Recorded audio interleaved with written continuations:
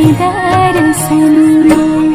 जोड़े जोड़े सुबाबाया दित देव घाटा बापे दीवा की चढ़ावे हो।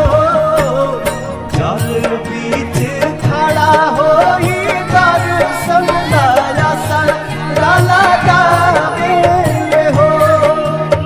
जल बीच खड़ा होई दर्शन ला आसरा लगावे हो।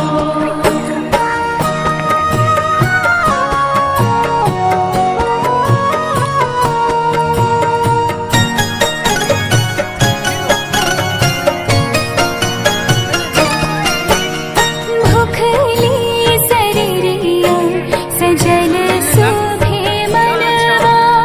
पुरुबे लागल बड़ुए सबके धियनवा।